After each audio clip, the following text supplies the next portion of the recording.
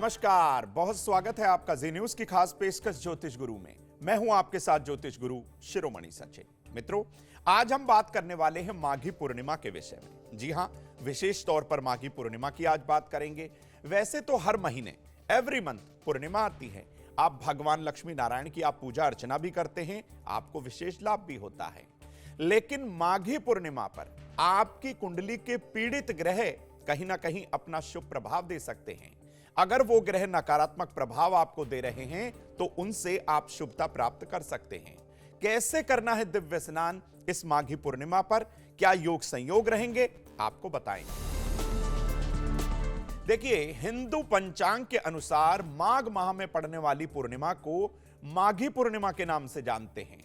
धार्मिक और आध्यात्मिक दृष्टि से माघ पूर्णिमा का विशेष महत्व माना गया है। इस तिथि पर यानी कि इस पूर्णिमा पर स्नान करने से, दान करने से, ध्यान और जाप करने से आपको विशेष पुण्य प्राप्त हो सकता है, विशेष फल की प्राप्ति अवश्य हो सकती है। माघ पूर्णिमा पर माघ स्नान का विशेष महत्व बताया गया है। मित्रों, माघ माह में चलने वाला यह स्नान पौष मास से ही प्रारंभ हो जाता है और माघ मास की पूर्णिमा तक यह चलता रहता है। यानी कि पौष की मास की पूर्णिमा से लेकर और माघ की पूर्णिमा तक ये लगातार स्नान होता है। यानी कि आप ब्रह्म मुहूर्त में उठते हैं, स्नान करते हैं। माघ स्नान करने वाले मनुष्यों पर भगवान विष्णु की विशेष कृपा होती है। उन्हें सुख, सौभाग्य, समृद्धि की प्राप्ति होती है, धन की प्राप्ति होती है, विशेष तौर पर संतान सद्मार्ग पर रहती है और अंततः मोक्ष की प्राप्ति हो जाती है।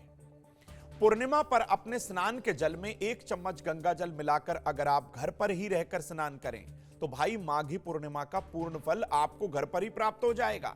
आपको बाहर जाने की आवश्यकता नहीं होगी। आपके पास समय का अभाव है, बिल्कुल ना घबराइए, अपने नहाने के पानी में गंगा जल डाल लीजिए, आपको पूर्ण फल मिलेगा।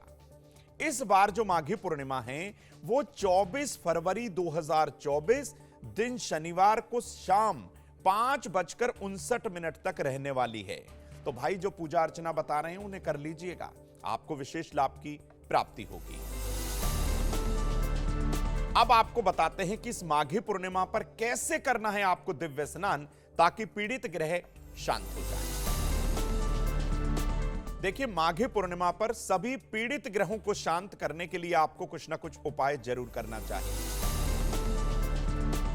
जैसे अगर आपकी पत्रिका में सूर्य और मंगल पीड़ित हैं और आप अपने स्नान में एक छोटी सी सामग्री डालिए, थोड़ा सा लाल चंदन डालकर स्नान कर लीजिए, गंगा जल डालकर स्नान कर लीजिए। सूर्य और मंगल दोनों ही आपको शुभता देंगे, बीमारियां खत्म हो जाएंगी, आप एनर्जेटिक अपने आप को महसूस करेंगे।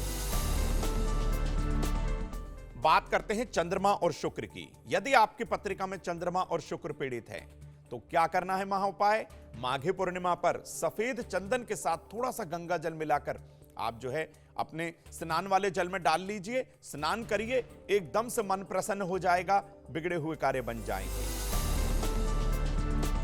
अगर बुध की महादशा है, अंतरदशा है, बुध पीड़ित है, भाई बुद्धि का कारक जो है वो बुध है। आपकी त्वचा, आपकी बोलचाल, आपकी वाणी बुध है। तो उसको शांत करने के लिए स्नान के जल में 2-4 चुटकी जो है सौंफ मिलाकर आप स्नान करिए, फिर देखिए कैसे आपकी कुंडली का बुध एकदम से शुभ प्रभाव देगा। बृहस्पति की पीड़ा को शांत करने के लिए अपने नहाने के पानी में गंगा जल के साथ 2-4 चुटकी जो है आप हल्दी डाल सकते हैं, केसर डाल सकते हैं, तो पीड़ा शांत हो जाएगी। बृहस्पति का अच्छा प्रभाव, सकारात्मक प्रभाव आप पर जरूर होगा। शनि की पीड़ा से लोग बहुत जल्दी घबरा जाते हैं और पीड़ा बहुत दिन प्रतिदिन बढ़ती जाती है, क्योंकि शनि की दशा भी लंबी होती है।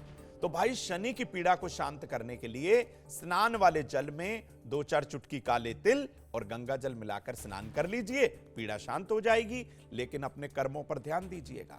ऐसा नहीं है कि आप सिर्फ स्नान करें और एकदम से आप कुछ भी ऊटपटांग हरकत करें। इस बात का आपको ध्यान रखना होगा। प्रतिदिन लोगों की मदद करनी होगी, अच्छे कर्म करने होंगे, तभी आपको शुभता जरूर मिलेगी। अक्सर राहु केतु की पीड़ा हर व्यक्ति को परेशान करती है। राहु केतु किसी भी शुभ ग्रह के साथ बैठे तो भाई उसको खराब कर देते हैं, अशुभ कर देते हैं, पीड़ा जो है होने लगती है। राहु केतु की पीड़ा की शांति के लिए अपने स्नान के जल में 2-4 बूंदें आप गोमूत्र की डालिए, सफेद चंदन की 2-4 चुटकी आप डाल सकते हैं, तो कहीं ना कहीं आपकी पीड़ा शांत हो जाएगी। तो ये छोटे छोटे उपाय जो हर दिन हम आपके साथ साझा करते हैं, भाई आपके फायदे के हैं, आपको लाभ पहुंचाने के लिए। तो ऐसे में अगर आपकी इन ग्रहों की पीड़ा है, ये ग्रह की महादशा अंतरदशा है, तो भी आप माघी पूर्णिमा के दिन ये स्नान कर सकते हैं, आपको लाभ भरपूर होगा। तो मित्रों, आज हमने आपको बताया कि माघी पूर्णिमा की विशेषता क्या है। माघी पूर्णिमा पर अगर आप कुछ विधिवत थोड़े से उपाय कर लें तो आपकी बिगड़ी हुई बात बन सकती है।